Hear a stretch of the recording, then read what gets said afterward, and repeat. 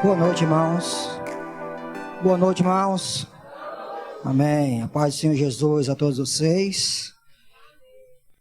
Êxodo, capítulo 12, versículo 1 até o versículo de número 13. Diz assim: O Senhor disse a Moisés e a Arão no Egito: Este deverá ser o primeiro mês do ano para vocês. Digam a toda a comunidade de Israel que no 10º dia deste mês, todo homem deverá separar um cordeiro ou um cabrito para a sua família, um para cada casa.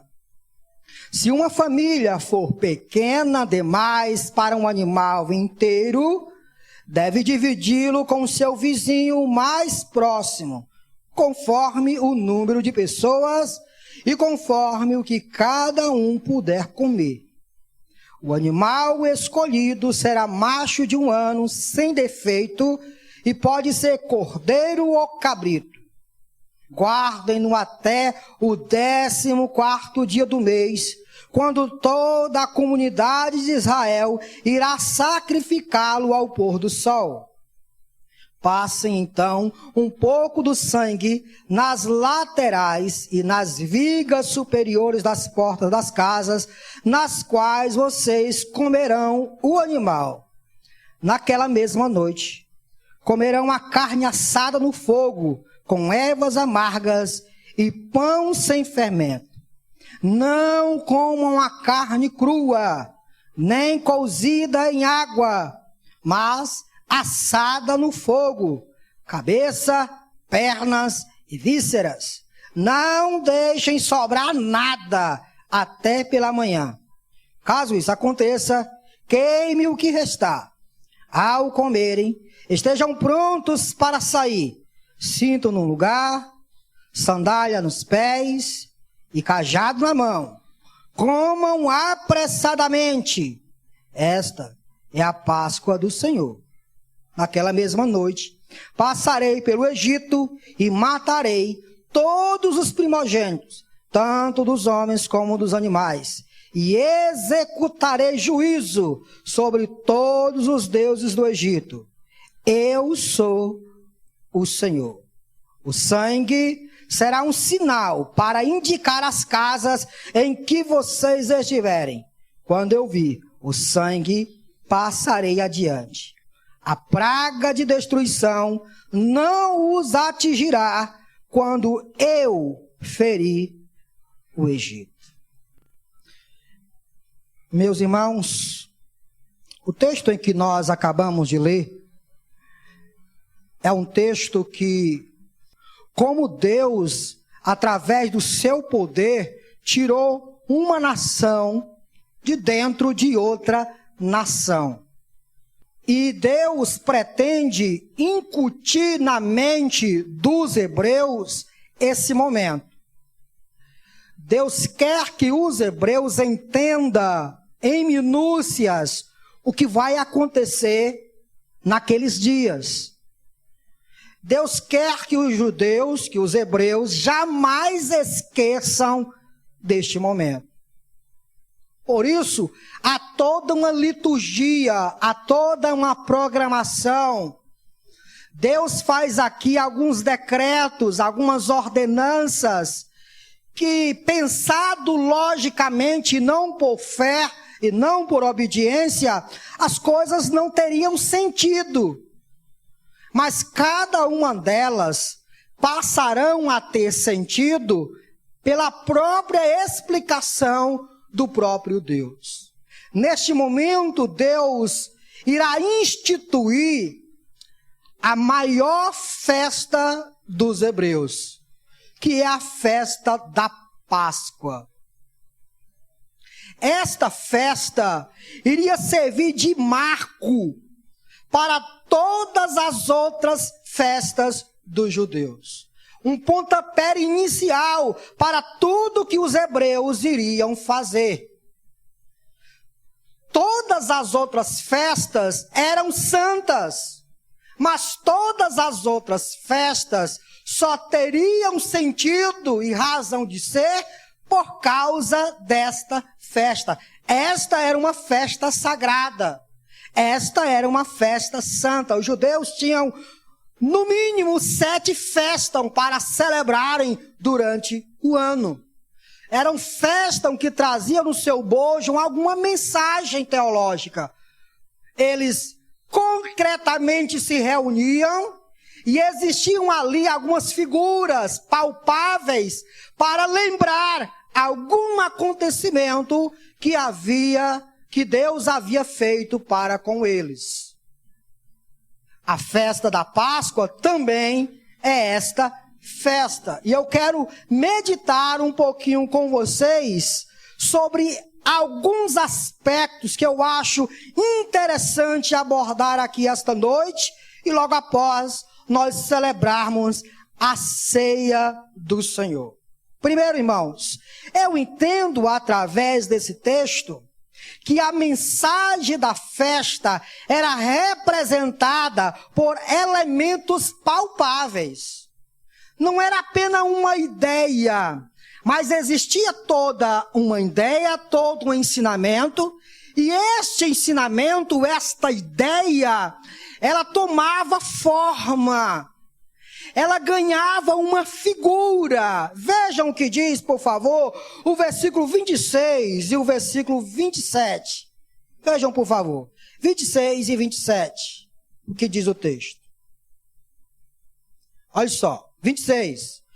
Quando os seus filhos lhes perguntarem o que significa esta cerimônia, respondam: é o sacrifício da Páscoa ao Senhor, que passou sobre as casas dos israelitas no Egito e poupou nossas casas quando matou os egípcios.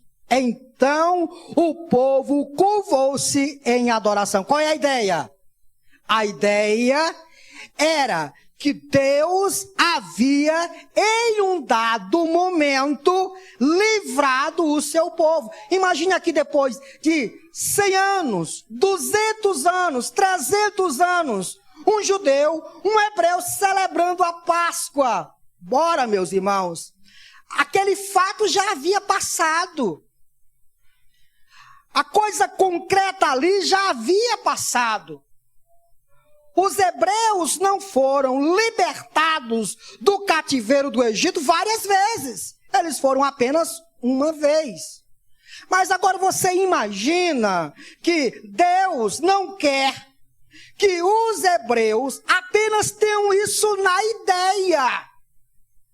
No momento em que os pais começarem a celebrar essa festa, em um dado específico, no mês de abril, para o nosso aqui, os filhos iriam perguntar ao pai: por que nós estamos comendo ervas amargas? Por que esse cordeiro está sendo sacrificado?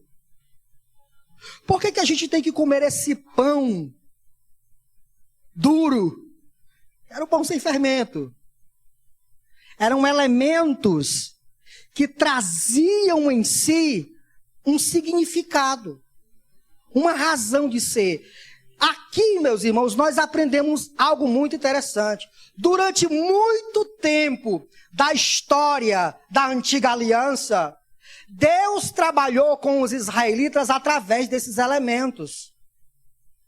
Deus foi se manifestando com o povo e através do povo com alguns elementos. É por isso que tinha o candelabro, é por isso que tinha a arca, é por isso que tinha o altar de incenso, é por isso que tinha o altar do sacrifício, os pães ázimos. Todos esses elementos simbolizavam alguma coisa. Existia uma ideia, eu estou dando aqui uma de Platão, Existia uma ideia, e essa ideia ganhava uma forma. Quando os indivíduos olhavam para aquele objeto, eles lembravam de quê? Da ideia. Estão me entendendo o que eu quero dizer, irmão? Sim ou não? Por favor, me entenda aqui. Quando eles olhavam para o pão, eles lembravam o que significava aquilo. Não era apenas comer aquilo. Eles nos reuniam apenas para comer aquilo. Existia uma ideia que ganhava uma forma através daqueles elementos. E Deus trabalhou muito tempo com os israelitas desta maneira. Segunda coisa, meus irmãos, e eu vou ser bastante rápido. Aqui as vocês nem imaginam como eu vou ser rápido. Segunda coisa, a festa deveria pautar todo o calendário dos israelitas. Vejam comigo o versículo 1, por favor. Versículo 1. O Senhor disse a Moisés e a Arão no Egito: este deverá ser o primeiro mês do ano para vocês. Versículo 24, por favor. 24. Agora. Obedeçam a estas instruções como decreto perpétuo para vocês. Vejam que logo no primeiro versículo, o calendário não foi inventado com os judeus. Os dias, eles existiam naturalmente. Os egípcios tinham uma forma de contar o tempo. E os hebreus, agora, eles estão dentro da nação egípcia e estão absorvendo a cultura egípcia e trazendo para si as mesmas coisas que há no Egito. A mesma forma de contar o tempo e daqueles povos circunvizinhos. Mas preste atenção que o que nós estamos vendo a partir desse texto é que há uma ordenança da parte de Deus para este povo. Que ordenança? A festa da Páscoa iria marcar o calendário dos hebreus.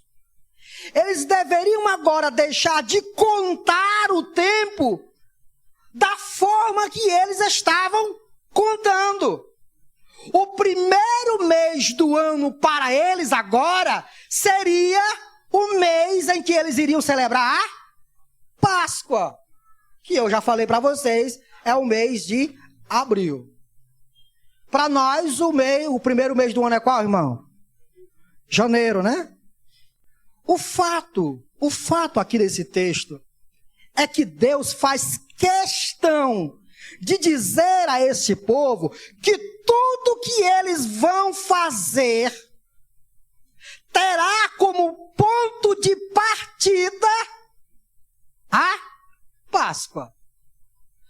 Todo o tempo agora será contado, tendo início a Páscoa.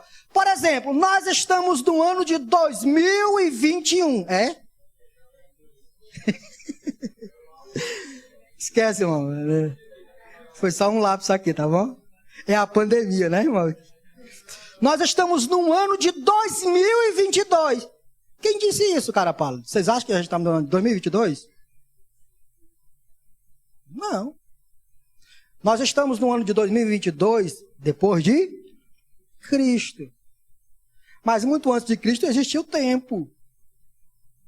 O sacrifício de Cristo foi algo que marcou a história de tal forma que o tempo começou a ser contado a partir de Cristo. Antes de Cristo, depois de Cristo. Então nós já estamos no ano de 2022 depois de Cristo. E pastor, nem sabia disso. Pois saiba disso. Você está no ano de 2022 depois de Cristo. Mas antes de Cristo já existia um tempo. E o que eu quero dizer com isso é que Deus faz questão de incutir na mente deste povo que esse fato, esse livramento, esta redenção deve marcar de forma tão imensa esse povo que eles devem contar toda a sua vida a partir desse momento. Era como se fosse o dia do seu aniversário, o dia em que eles nasceram. Esqueçam o que vocês viveram para trás. Contem agora o tempo a partir deste momento. A partir deste momento, vai ser o primeiro mês do ano para vocês. Esqueçam todo o calendário para trás e agora contem um tempo a partir disso daqui, a partir desse mês. Isso é interessante, vou já fazer algumas aplicações para vocês. Terceiro, irmãos, a festa tinha uma virtude de santidade. Veja o que diz o versículo 14, por favor. Versículo 14 diz assim: este dia será um memorial que vocês e todos os seus descendentes celebrarão como festa ao Senhor. Celebrem-no como decreto perpétuo durante 7 dias. Comam pão sem fermento. No primeiro dia, tirem de casa o fermento, porque quem comer qualquer coisa fermentada do primeiro ao 7º dia será eliminado de Israel. Convoque uma reunião santa no primeiro dia e outra no 7º. Não façam nenhum trabalho nesses dias, exceto da preparação da comida para todos. É só o que poderão fazer. 17. Celebrem a festa dos pães sem fermento, porque foi nesse mesmo dia que eu tirei os exércitos de vocês do Egito. Celebre esse dia como decreto perpétuo por todas as gerações. O que nós estamos vendo aqui, irmãos? O que iria acontecer nesse momento?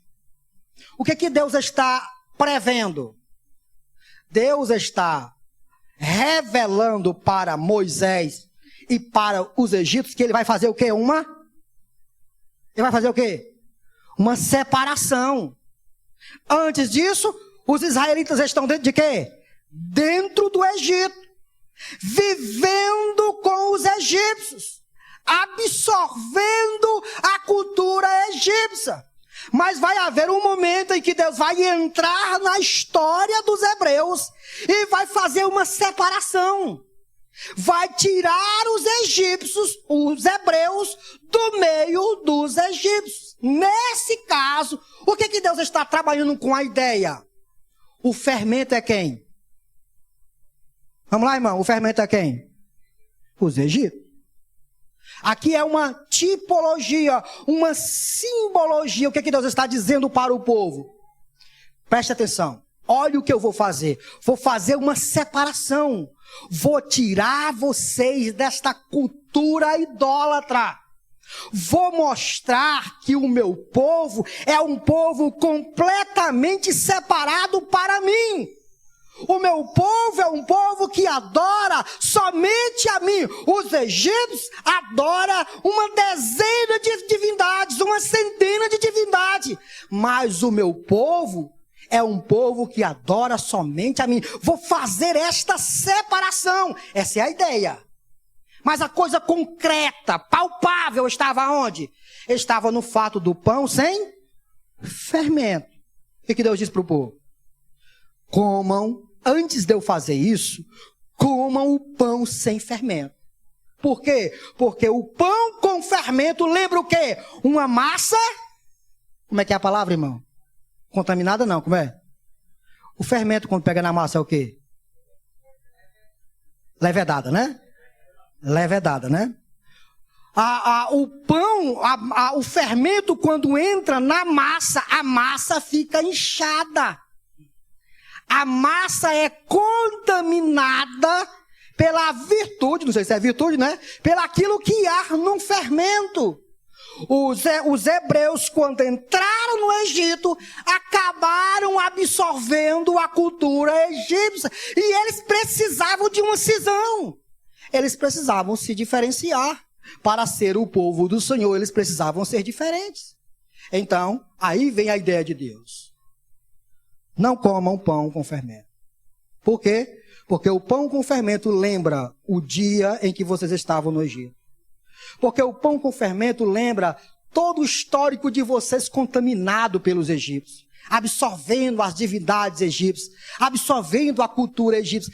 Vocês têm que comer um pão sem fermento. que lembra separação. Santidade não é nada mais, nada menos do que uma outra palavra para separação. Quem é santo é separado. Separado para quê? Consagrado ao Senhor. Santo é alguém consagrado ao Senhor. Santo é alguém separado ao Senhor. É um indivíduo que é tirado do mundo e agora é separado completamente para o Senhor. Então a gente já viu 3 coisinhas aqui interessantes. A primeira é que essa mensagem que estava na ideia, a mensagem teológica, ganhava em alguns elementos uma ideia concreta. E Deus queria incutir isso na mente do povo. Segunda coisa, a festa deveria pautar todo o calendário dos israelitas e dos hebreus. Todo hebreu deveria entender tudo que iria se processar a partir, durante toda a sua vida, tendo como ponto de inicial o dia de sua redenção, o dia em que eles foram tirados da terra do Egito. Terceiro, a festa tinha um entendimento de separação. Quando Deus diz, não coma o pão com fermento, o que Deus está dizendo vocês terão que ser diferentes. Completamente diferentes. Completamente separados dos egípcios. Quando os egípcios olharem para vocês, devem ver em vocês um povo completamente diferente deles. E quarto e último, irmão. Pastor, cadê as aplicações? Tá já, irmãos. Tá bom? A festa... E talvez aqui é o ponto que normalmente os crentes, ursinho pelúcia, né? Eles não gostam disso. Né? Os crentes modernos aí, eles não gostam dessa ideia. Mas essa festa da Páscoa marcava um momento da vingança de Deus.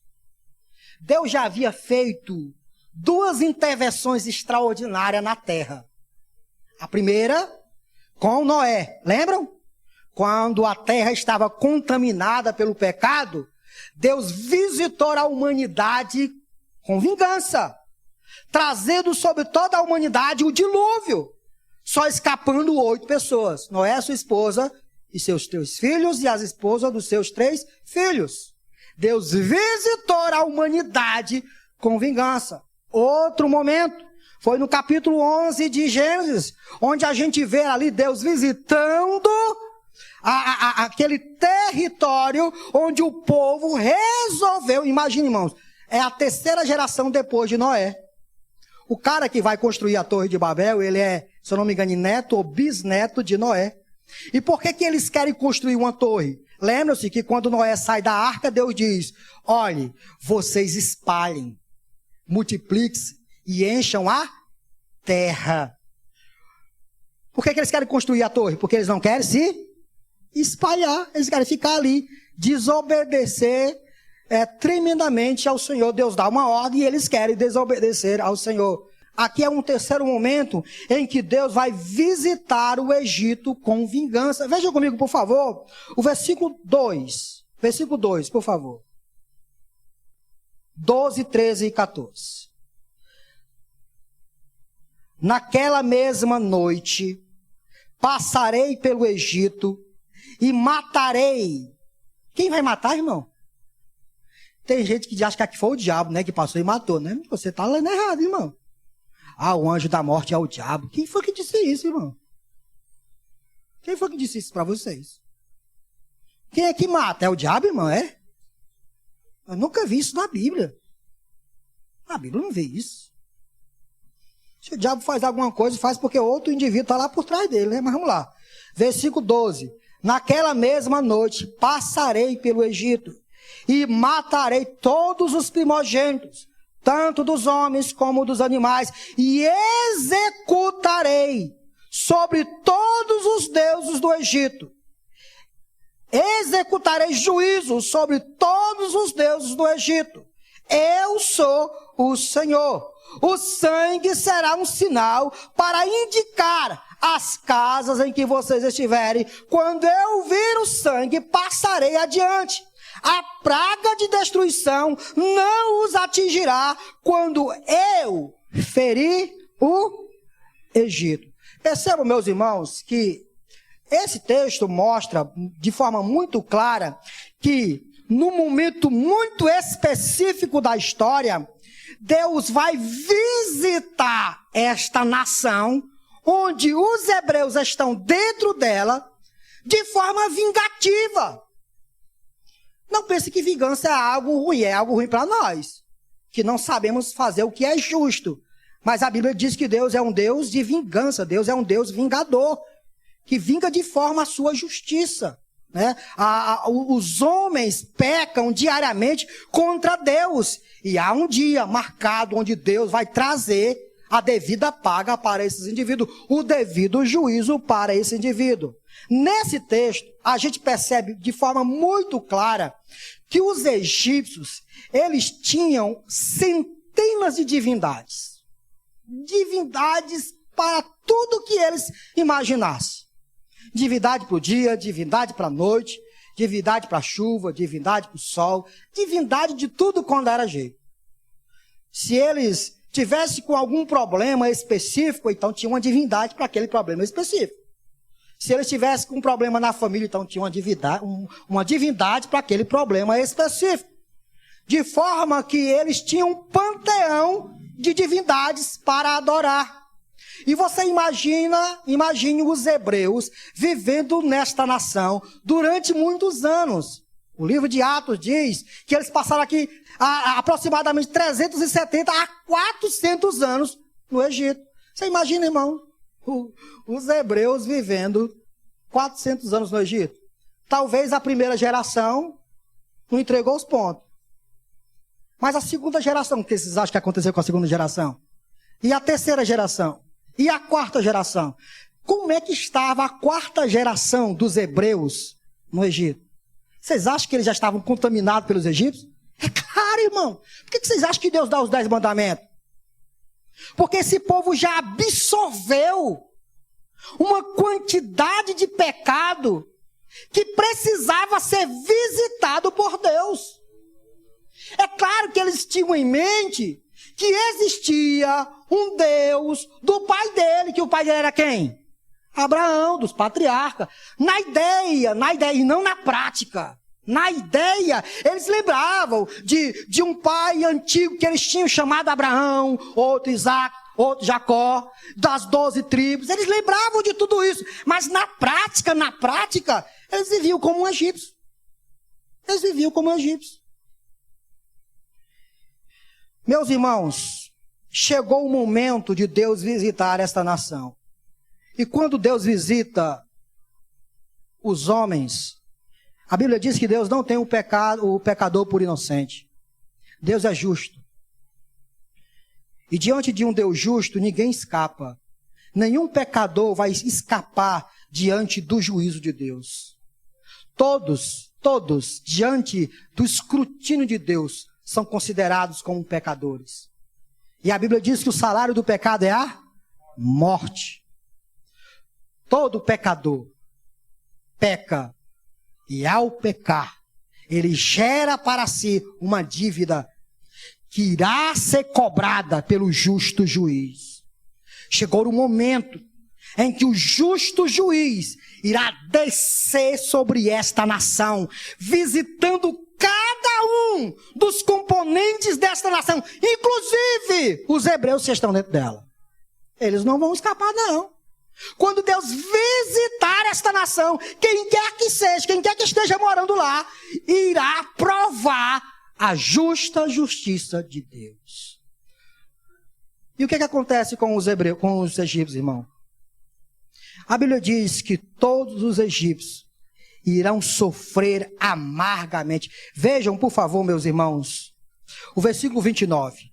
Então, à meia-noite, o Senhor matou todos os primogênitos do Egito, desde o filho mais velho do faraó, herdeiro do trono, até o filho mais velho do prisioneiro que estava no calabouço. E também todas as primeiras crias do gado. No meio da noite, o faraó, todos os seus conselheiros e todos os egípcios se levantaram. E houve grande pranto no Egito, pois não havia casa que não tivesse um morto. Não escape, irmão. Não escapa. Diante do escrutínio de Deus, ninguém escapa. Deus estava visitando uma nação que havia se atolado cada vez mais em seu pecado. E quando Deus visita o pecador, ele não tem como escapar. Não há como escapar do justo juízo do Deus justo. Quando esse indivíduo é visitado, não há. Não tem como escapar. O grande boom. E a grande cereja do bolo é que os hebreus não podem escapar, Deus vai visitar.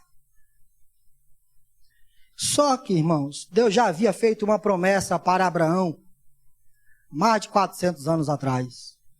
Deus tinha dito a Abraão, olhe, a tua descendência irá descer ao Egito, irá sofrer amargamente. E depois de 400 anos eu visitarei, e eu os tirarei de lá. Eu os tirarei de lá.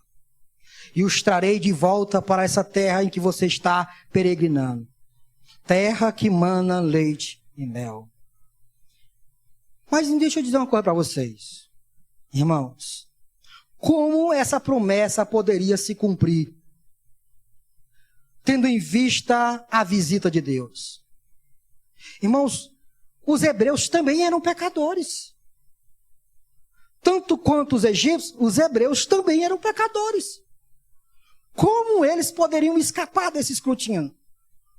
Como eles poderiam se livrar do Deus justo? Eles não poderiam. Não tinham como. Tanto quanto os egípcios, eles também eram pecadores.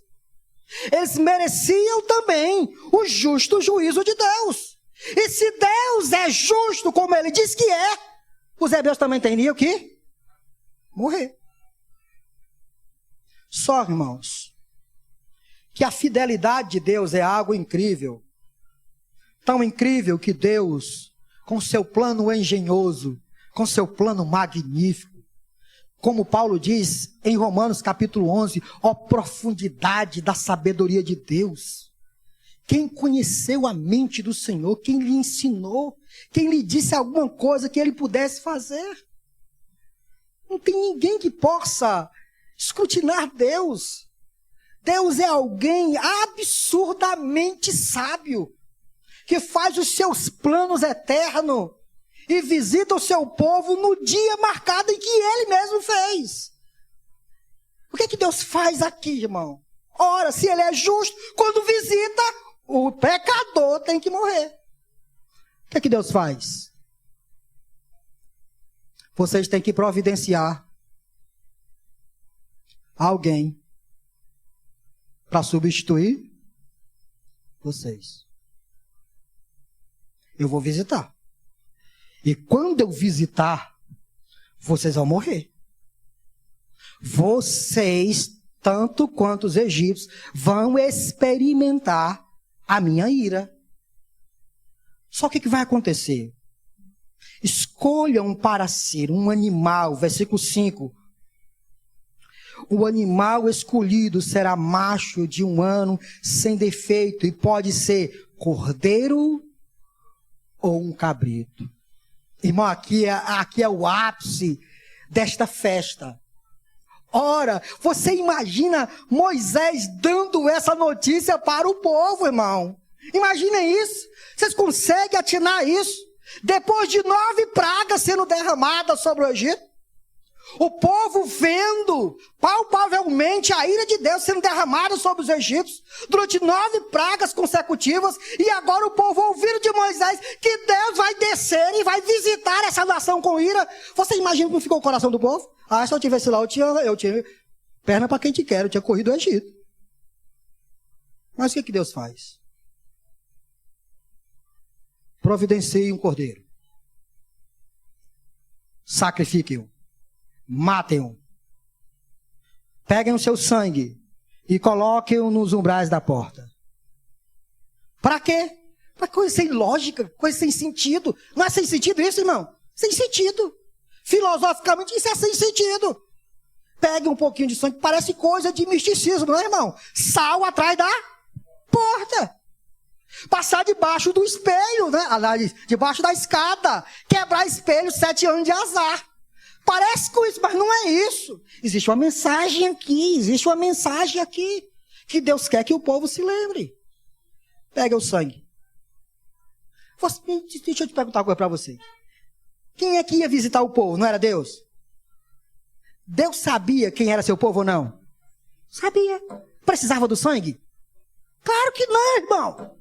Deus sabia quem eram os descendentes de Abraão. Cada um deles.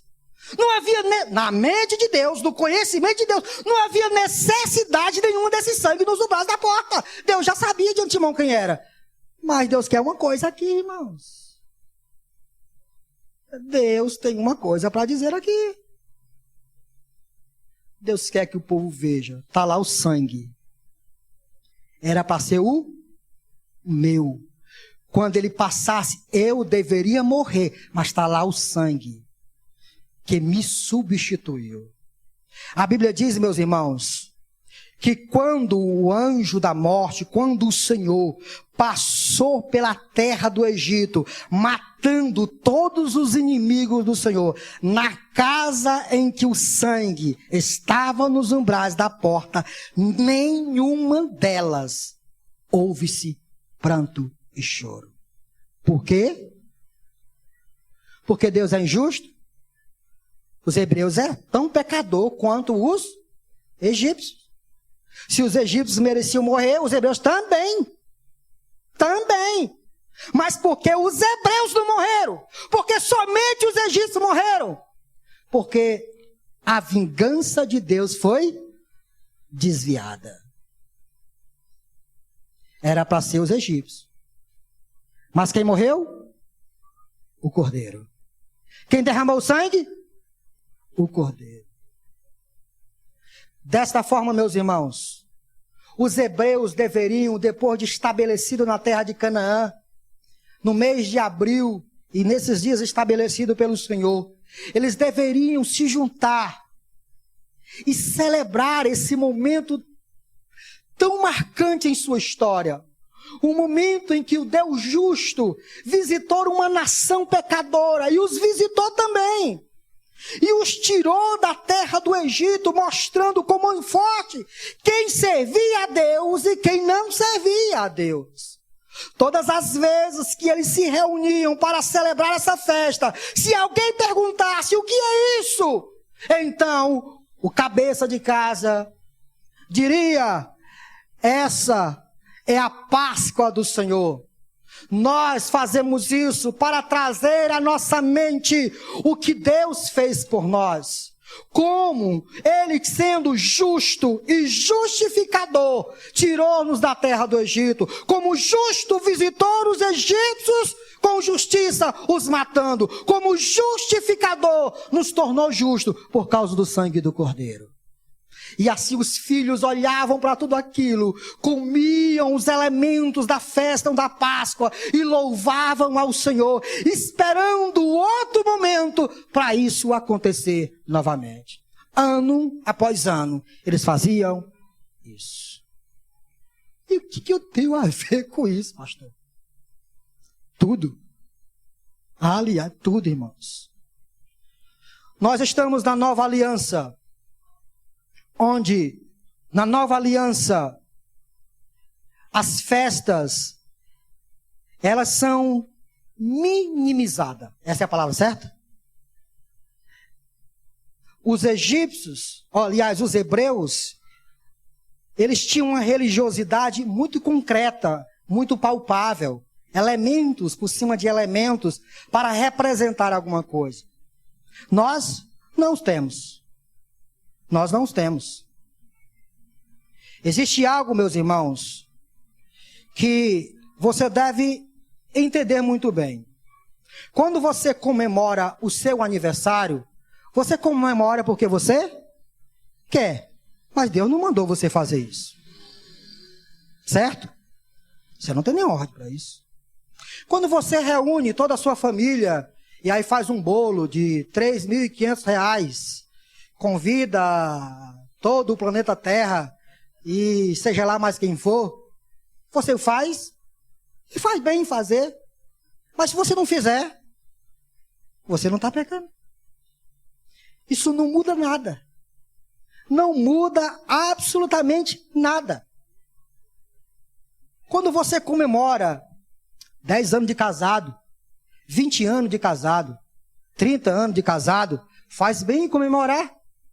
Porque é uma marca, uma data legal, onde lembra o momento em que você disse sim para a sua esposa e sim para o seu esposo.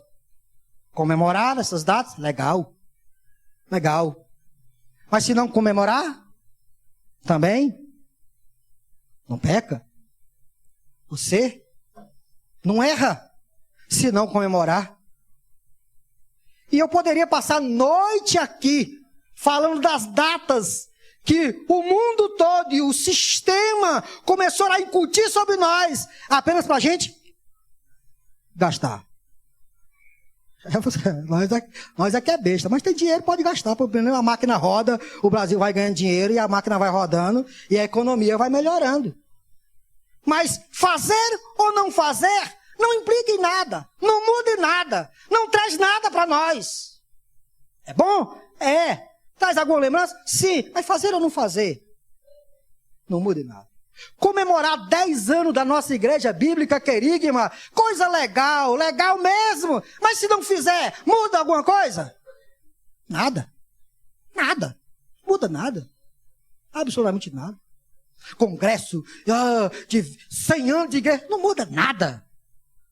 Fazer ou não fazer, não muda nada. Porque nós não temos na nova aliança nenhuma regra para estabelecer essas coisas. As festas que foram dadas para os israelitas do Antigo Testamento foram dadas para eles. Não foram dadas para nós. Na nova aliança, nós temos duas coisas que são ideias que se tornam palpáveis. Quais são elas, irmão? Ajudem-me, por favor. Ide por todo mundo, pregai o evangelho a toda criatura. E após pregar, ensine-os a guardar tudo o que eu vos ensinei. E ao fazer isso, batize-os em nome do Pai, do Filho e do Espírito Santo. No primeiro momento, o nosso Senhor Jesus Cristo diz que quem é inserido no contexto cristão, quem absorve as ideias cristãs, esse indivíduo deve ser levado a um momento específico, a um ato específico, em que esse ato vai lhe trazer à memória tudo que ele já é. O que é o batismo, irmão? O que o batismo significa? O batismo significa que aquele indivíduo que está sendo batizado, ele já é alguém que morreu e agora vive para Cristo. Um momento de uma ideia que está apenas no campo das ideias, que toda a igreja se reúne para presenciar um indivíduo concretamente sendo levado às águas. Festa da Páscoa, festa disso, festa daquilo outro. Se fizer, faz. Se não fizer, também não tem problema. Mas alguém que se nega a ser levado às águas é alguém que se nega a ser reconhecido como seguidor de Jesus Cristo. Outra coisa. O que nós iremos já fazer, o que vocês acham que é? Jesus Cristo, antes de sua morte, ele disse: olha, esse momento que eu estou fazendo com vocês, é aquele momento da Páscoa. Mas olha o que eu vou fazer. Este é o sangue da nova aliança. Sangue que será derramado por vocês. Sangue que será derramado para a remissão de pecado. Este é o pão, que simboliza o corpo que será triturado. Paulo vai dizer isso posteriormente. De forma, meus irmãos, que quando nós nos reunimos para celebrar a ceia do Senhor, Isso aqui tem uma ideia. Isso não é apenas para comer pão. Se fosse para comer pão, eu não queria isso, irmão. Só um pedacinho desse tamanho. Eu ia lá para casa e comia um pão desse tamanho. Isso tem uma ideia. Paulo diz que quem come a ceia do Senhor está propagando uma ideia. O que o pão significa? O que o pão asmo significava? O que esse pão significa? O que o vinho significa? Isso tem que estar na minha mente, porque eu não estou apenas bebendo, e eu não estou apenas comendo. Eu estou participando de uma ideia. Que ideia? Cristo precisou morrer. Ele precisou derramar o seu sangue. Ele precisou ser sacrificado na cruz. Seu corpo precisou ser pisoteado e massacrado pelos seus algozes. Quem come da ceia do Senhor, quem bebe a ceia do Senhor e não imagina essas coisas e não pensa nessas coisas, come e bebe para a sua própria condenação. Nós não temos festa de Pentecoste, festa dos tabernáculos, festa da Páscoa, mas nós temos a ceia do Senhor. Um momento em que toda a ideia cristã se materializa em dois elementos: pão e vinho. Por isso que eu não entendo um cristão que se nega a tomar a ceia. Pão, vinho, é exatamente toda a ideia, é toda a nossa redenção. É claro que não é a mesma coisa que a Páscoa era para os judeus, porque são duas festas diferentes, são dois momentos diferentes, mas nós devemos pensar nisso.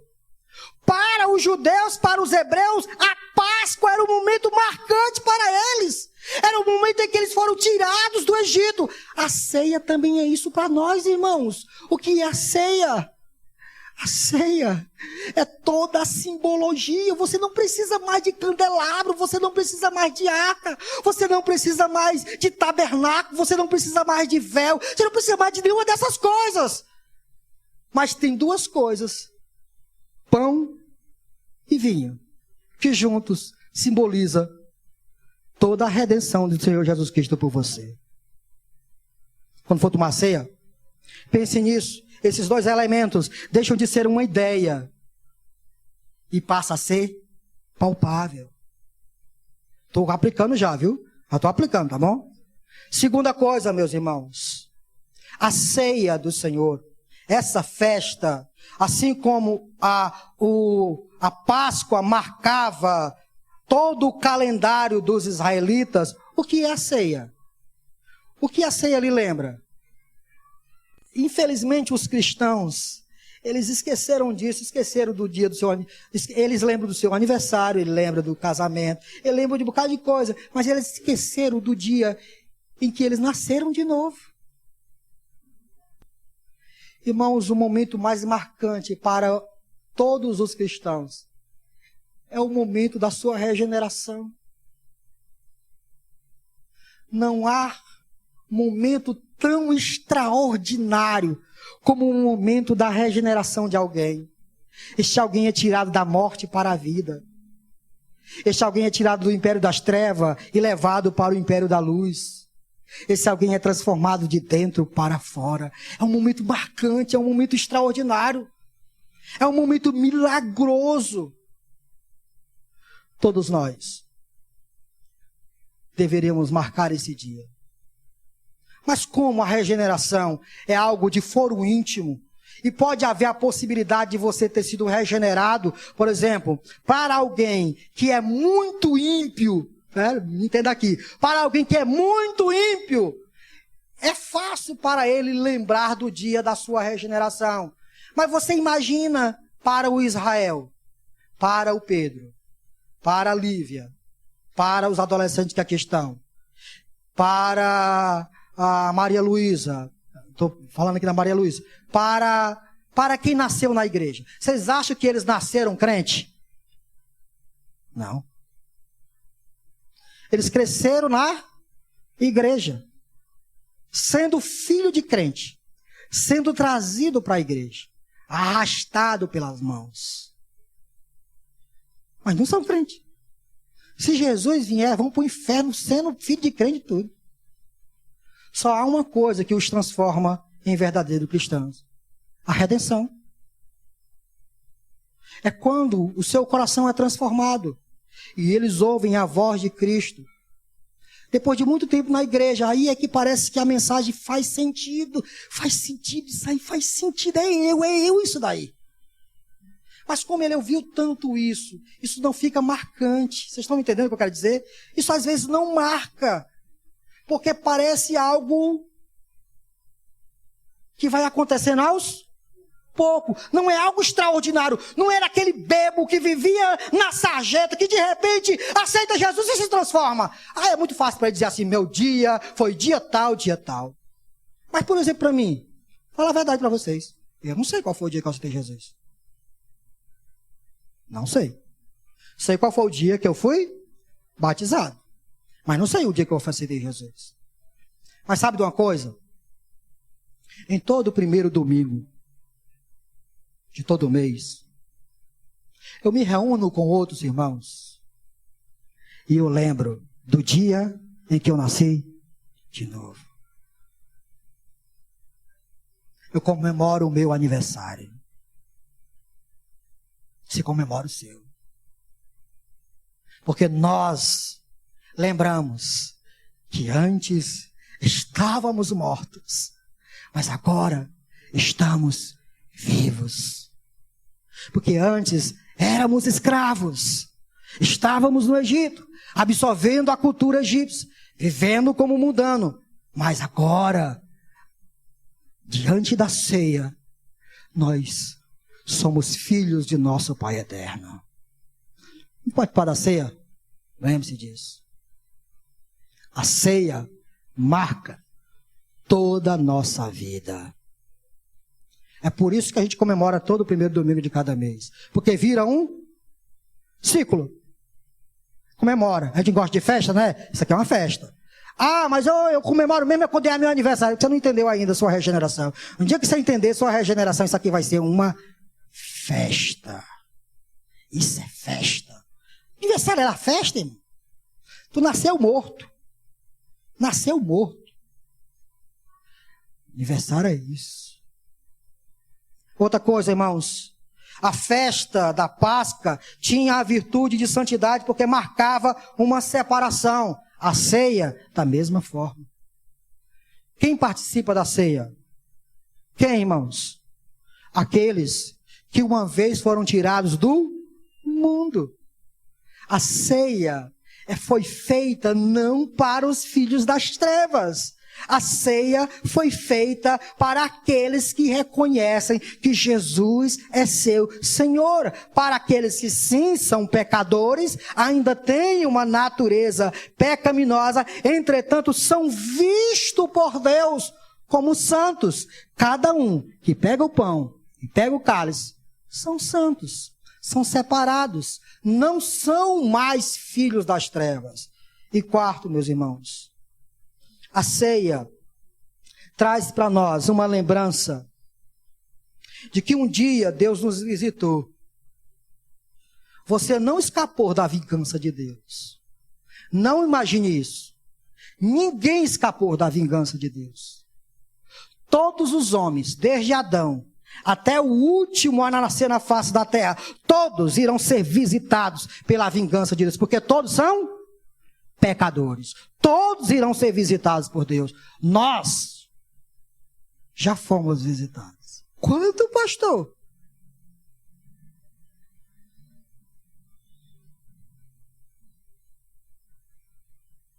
Ele levou sobre si todas as nossas dores. Nós olhávamos para ele e não víamos nada que desejássemos. Mas ele foi moído, transpassado pelas nossas iniquidades. Foi do agrado de Deus fazê-lo enfermar, moer. Ele, o Cordeiro, pegou todos os nossos pecados, levou-os na via dolorosa E no cume do Monte Calvário, Deus o visitou. Lá estava eu. Lá estava você. Lá estava todos nós. Sendo visitados por Deus. Com toda a ira merecida. E lá, Deus despejou toda a sua justa justiça. O Cordeiro morreu. Lembra do Cordeiro lá? O Cordeiro morreu. Ele foi sacrificado. Seu sangue foi derramado. Sangue de Deus foi derramado. Por quê? Porque Deus é justo. Deus não pode tolerar nenhum pecado. Todos os pecados cometidos na face da terra devem ser visitados por Deus. Só o que foi que aconteceu? Houve um indivíduo que foi reconhecido como o Cordeiro Imaculado, preparado para carregar os nossos pecados. Ele levou todos nós nos seus ombros. E lá ele experimentou, juntamente conosco, toda a justa justiça de Deus. Ele morreu, logo nós morremos. Deixa eu dizer uma coisa para vocês. Aí Paulo grita em Romanos 8. O que Paulo grita em Romanos 8, irmão? Agora, pois, não há. O que, irmão? Nenhuma condenação para aqueles que estão em Cristo Jesus. Não há mais vingança. Imagina isso, irmão. Nenhuma vingança. Toda ela foi exaurida. Toda ela foi terminada na cruz do Calvário. Lá, o Cordeiro gritou: Pai, está pago. Pagou. Pagou. Toda a minha dívida. Toda a sua dívida. Mas se você insiste em viver no Egito, você não viveu fisicamente no Egito, mas tipologicamente você está no Egito. E você insiste em viver em seus pecados. Saiba de uma coisa. Você não vai passar em branco. Não vai. Não vai. Um dia, essa justa ira vai ser despejada sobre todos aqueles que resolutamente, de forma rebelde, não atenderam à voz do Cordeiro. E lá diante do grande trono branco, você se apresentará e o justo juiz julgará todas as tuas obras. E a Bíblia diz que ele ordenará aos seus anjos amarrá-lo a pés e mãos e jogá-lo no lago que arde em enxofre, onde para sempre você viverá pelos séculos dos séculos, dia após dia, vez após vezes, experimentando em conta-gotas ira, ira, ira, ira e ira. Nunca vai se acabar. Ira, ira, ira. Mas pastor, nunca se acaba? Não. Só tem um corpo que em si pode carregar toda a ira. Qual é? O Cordeiro sem mácula. Ou você aceita ele, ou você está perdido.